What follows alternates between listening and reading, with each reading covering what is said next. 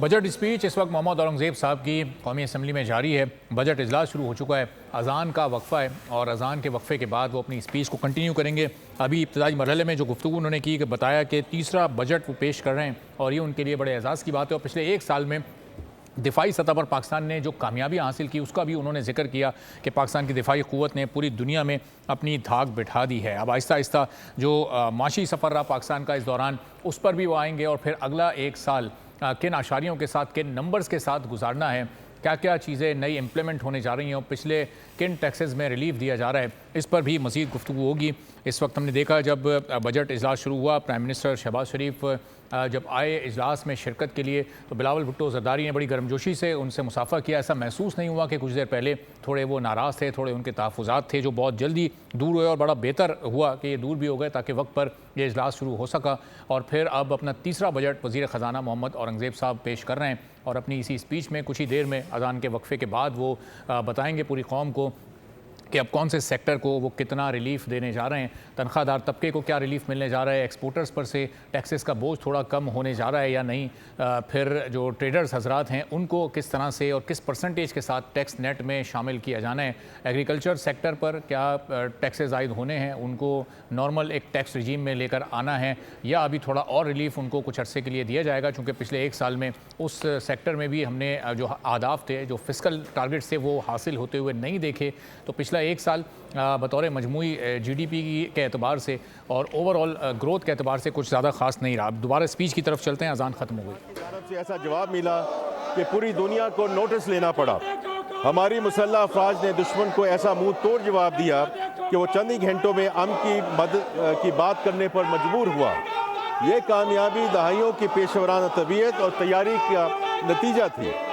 Operation بنیان المرصوص کی کامیابی ہماری قومی تاریخ کا ایک روشن باب ہے۔ آج دنیا پاکستانی دفاعی قوت کی معترف ہے۔ یہی وجہ ہے کہ ہماری فضاؤں کا تحفظ کرنے والے فائٹر جیٹس کو کئی ممالک اپنی فضائیہ میں شامل کرنے کے لیے پاکستان سے رابطے میں ہیں۔ ہماری دفاعی صنعت قیمتی زر مبادلہ کمانے کا بھی ایک ذریعہ بن چکی ہے۔ یہ اس بات کا ثبوت ہے جناب اسپیکر کہ مضبوط دفاع نہ صرف ہماری سالمیت کے لیے اہم ہے بلکہ یہ ملک کی معاشی ترقی میں معاون ثابت ہو سکتا ہے۔ جناب اسپیکر، اسی دفاعی قوت نے نہ صرف خطے بلکہ دنیا بھر میں ہماری اسٹریٹجک پارٹنرشپ کا نقشہ نئے سرے سے ترتیب دیا ہے۔ میں خصوصی طور پہ پاکستان اور سعودی عرب کے درمیان اسٹریٹجک میوچل ڈیفنس ایگریمنٹ کا ذکر کرنا چاہوں گا۔ ہمارے دونوں ممالک کے درمیان ایمان اور بھائی چارے کا رشتہ پہلے سے موجود تھا، تاہم اس باضابطہ دفاعی معاہدے کی وجہ سے خادمین حرمین شریف کے ساتھ ہمارے تعلقات اور برادرانہ رشتوں کو ایک نئی اور مستحکم بنیاد ملی ہے۔ یہ ہمارے لیے ایک بہت بڑا اعزاز ہے، لیکن ساتھ ہی ہمارے لیے ایک بھاری اور مقدس ذمہ داری ہے جسے نبھانے کے لیے ہم پورے عزم اور یقین کے ساتھ سعودی عرب کے ساتھ کھڑے ہیں۔ ہمارے تعلقات میں یہ اہم تبدیلی ہماری قیادت کی مرہون منت ہے، جس کے لیے وزیر اعظم پاکستان، فیلڈ مارشل اور ہماری پوری سفارتی اور عسکری قیادت یقیناً مبارکباد کی مستحق ہے۔ جناب اسپیکر، پچھلے مہینوں میں خدائے بزرگ و برتر نے پاکستان کو ایک بے مثال کامیابی دلائی ہے۔ موجودہ دور کی ایک خطرناک ترین جنگ کے دوران امریکہ اور ایران نے پاکستان پر اعتبار کرتے ہوئے اسے اپنے درمیان ایک ایماندار ثالث کے طور پر قبول کیا۔ پاکستان نے اس کردار کو بخوبی انجام دینے کے لیے انتہائی مخلص کوششیں کی ہیں جو آج بھی جاری ہیں۔ الحمدللہ ہم اسلام آباد پیس ٹاک کے ذریعے امریکہ اور ایران کو 47 سال کے بعد ایک میز پر لانے میں کامیاب ہوئے۔ پاکستان کی کوشش ہے کہ جلدی ایک معاہدے کے ذریعے خطے میں دیرپا امن کے قیام کو ممکن بنایا جا سکے اور آبنائے حرمت سے تیل کی سپلائی پہلی کی طرح بحال کی جا سکے۔ امریکی اور ایرانی صدور نے متعدد بار وزیر اعظم محمد شہباز شریف اور فیلڈ مارشل سید عاصم منیر کے بطور ثالث اہم کردار کی تعریف کی ہے۔ یہ وہ فقید المثال کامیابی ہے جس سے قوموں کی برادری میں ہمارا احترام اور وقار بڑھا ہے اور ہماری کاوشوں کو ہر سطح اور فورم پر سراہا گیا ہے۔ جناب اسپیکر، پاکستان نے گزشتہ چند ماہ کے دوران خطے میں امن، استحکام اور کشیدگی میں کمی کے لیے جو فعال، متوازن اور ذمہ دارانہ سفارتی کردار ادا کیا ہے، اس میں ہمیں اپنے عظیم اور آزمودہ ہمسایہ ملک چین کی مکمل حمایت اور ہم آہنگی حاصل رہی ہے۔ دونوں ممالک کے درمیان علاقائی امن اور استحکام کے لیے مشترکہ اور مربوط امن کوششوں پر مکمل اتفاق رائے اور گہری ہم آہنگی موجود ہے۔ جناب اسپیکر، پاک چین تعلقات ہماری خارجہ پالیسی کا اہم ستون ہے۔ یہ دوستی ہمالیہ سے بلند، سمندر سے گہری اور شہد سے میٹھی ہے۔ چین پاکستان کا سب سے اہم تجارتی شراکت دار ہے۔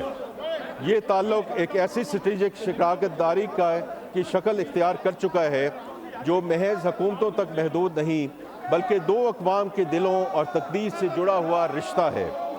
وزیر اعظم میاں محمد شہباز شریف کے حالیہ دورہ چین نے اس شراکت داری کو نئی اور ٹھوس جہتیں عطا کی ہیں۔ میں اب آئل پرائسز پہ بات کرنا چاہوں گا۔ جناب اسپیکر، امریکہ اور ایران جنگ کے اثرات پر ہم نے پہلے ذکر کیا ہے۔ اس جنگ کی وجہ سے پیٹرول اور ڈیزل کی بین الاقوامی منڈیوں میں قیمتوں میں پوچھ ربا اضافہ ہوا۔ ہر گھر کے بجٹ پر نیا اور غیر متوقع دباؤ آیا۔ یہاں یہ سمجھنا انتہائی اہم ہے کہ پیٹرول اور ڈیزل کی مقامی قیمتیں عالمی منڈی کی پوری شدت کا اظہار نہیں تھیں۔ اگر حکومت اس جھٹکے کا پورا بوجھ عوام پر منتقل کر دیتی تو یہ قیمتیں اس سے کہیں زیادہ ہوتی۔ اسی لیے وزیر اعظم پاکستان کی ہدایت پر حکومت نے 128 ارب روپے کی عمومی سبسڈی کے ذریعے عوام کو براہ راست ریلیف دیا۔ پھر جلد ہی صوبائی حکومتوں کی تعاون سے، اور ہم ان کے بہت شکر گزار ہیں کہ انہوں نے ٹارگیٹڈ سبسڈیز کا نظام متعارف کروایا، جس کے ذریعے ضرورت مند افراد کو پیٹرولیم مصنوعات کی قیمتوں میں ریلیف دیا گیا اور ابھی بھی دیا جا رہا ہے۔ جناب اسپیکر، پاکستان ایک مستحکم معیشت اور معاشی بفرز کے ساتھ امریکہ ایران جنگ کے بحران میں داخل ہوا۔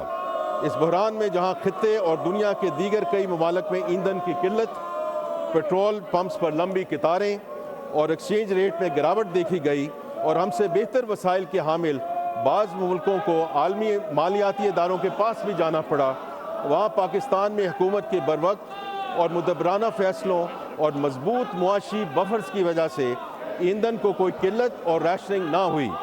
نہ پیٹرول پمپس پہ قطاریں لگیں، نہ کوئی امن و امان کا مسئلہ پیدا ہوا اور نہ ہی ایکسچینج ریٹ متاثر ہوا، بلکہ اس بحران کے دوران فچ ریٹنگ ایجنسی نے پاکستان کی ریٹنگ کو مستحکم قرار دیا۔ جناب اسپیکر، ہمیں اس حوالے سے عوام کو پیش آنے والی مشکلات کا ادراک ہے۔ اس کے ساتھ ہی حکومت بین الاقوامی مارکیٹ میں تیل کی قیمتوں میں کمی کا فائدہ عوام کو منتقل کر رہی ہے۔ جناب اسپیکر، یہ موجودہ حکومت کا تیسرا بجٹ ہے، لہٰذا میں ضروری سمجھتا ہوں کہ تقریر کے آغاز میں پچھلے 2 سالوں کے سفر کا مختصر احاطہ کرتا چلوں۔ ہم نے یہ سفر ایک مشکل مقام سے شروع کیا۔ وزیر اعظم پاکستان کی قیادت میں موجودہ حکومت نے انتھک محنت سے حالات پر قابو پایا ہے اور کئی اہم اور دور رس نتائج کی حامل معاشی کامیابیاں حاصل کی ہیں۔ 2 درج ذیل ہیں۔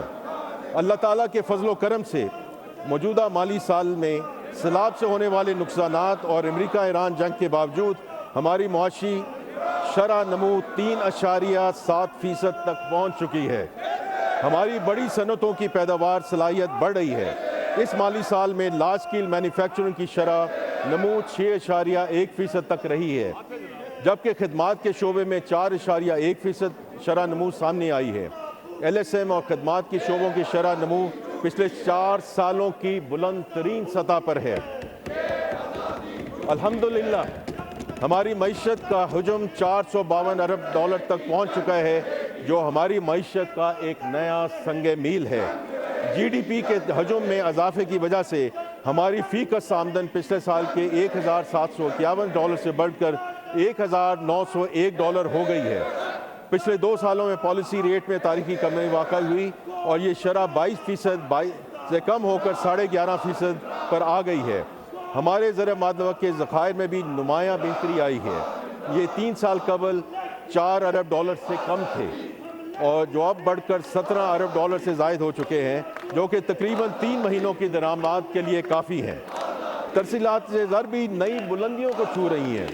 पिछले माली साल के 38 अरब डॉलर के मुकाबले में इस माली साल के पहले 11 माह में तरसीलात का हुजम 38 अरब डॉलर तक पहुंच चुका है।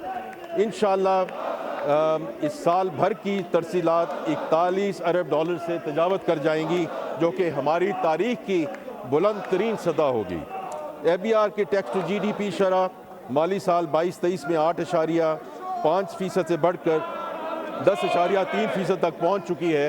यानी सिर्फ 3 सालों में मुल्क की मईशत के तनासब से टैक्सों की शरह में तकरीबन 2% का नुमाया इजाफा हुआ है। इन इक़दामात के नताइज हमारे मालियाती इस्तेहकाम में भी नुमाया नज़र आते हैं। हमारा मालियाती खसारा जून 2023 में GDP का 7.8% था। मौजूदा माली साल के इख्तिताम में ये 4% तक आ जाएगा। 2 साल कबल हमारी प्राइमरी बैलेंस में GDP खारिया 7% के बराबर खसारा दरपेश था। मौजूदा माली साल में हम प्राइमरी बैलेंस को 1.6% के सरप्लस तक ले आए हैं। इस तरह प्राइमरी बैलेंस में GDP के हिसाब से 2.3% की बेहतरी आई है। पिछले माली साल में अफराद ज़र की शरह गुज़श्ता साल की 23.4% से कम होकर 4.5% तक आ गई थी।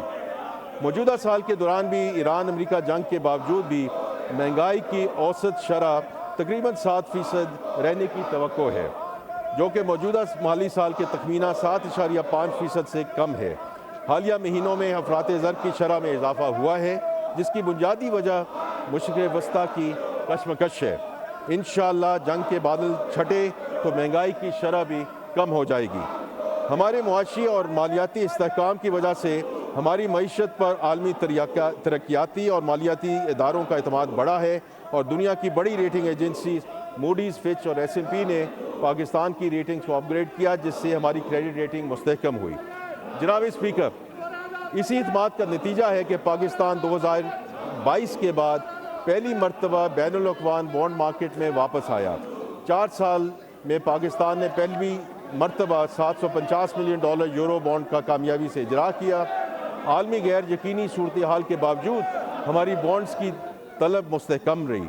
इसका तसलसल हमें पिछले माह नज़र आया, जब पाकिस्तान ने पाक चीन सफारती ताल्लुकात की 75वीं सालगिरह के मौके पर मुल्क की तारीख का पहला पेंडा बॉन्ड जारी किया, जिसकी मांग हमारी पेशकश से 5 गुना ज़्यादा थी। ये 2.5% मार्का पर जारी किया गया। इस तरह पाकिस्तान दुनिया के दूसरे बड़ी माशी निज़ाम का हिस्सा बन गया। जनाब स्पीकर, माशी बेहतरी के पाकिस्तान स्टॉक एक्सचेंज पे भी मुस्बत असरात मुरतब हुए हैं। इस बेहतरी के पीछे पाकिस्तान के कॉर्पोरेट शोबे की बेहतर कारकर्दगी है। कॉर्पोरेट शोबे ने जनवरी-मार्च 2026 में पिछले साल के इसी अरसा के मुकाबले में 22% ज़्यादा मुनाफा हासिल किया, जबकि मौजूदा माली साल के पहले 9 माह में ये मुनाफा 9% रहा है। इसके साथ साथ पाकिस्तान स्टॉक एक्सचेंज में सरमायाकारों की तादाद में पिछले 1 साल में 1,73,000 नए सरमायाकारों का रिकॉर्ड इजाफा हुआ है। खुशहाल बात यह है कि नए सरमायाकारों में एक बड़ी तादाद नौजवानों पर मुश्तमिल है। इस साल में अब तक 11 IPOs का इजरा हो चुका है, जो कि पिछली 2 दहाइयों में एक साल में सबसे ज़्यादा तादाद है। इसी तरह SEC पे में 39,000 नई कंपनियों का इंदराज हुआ है। दुनिया की बड़ी कंपनियां जैसे Google, वियोन, BYD, Aramco, Alibaba group, AD ports, रकमी, Mashrak और टर्किश पेट्रोलियम पाकिस्तान में सरमायाकारी कर रही हैं।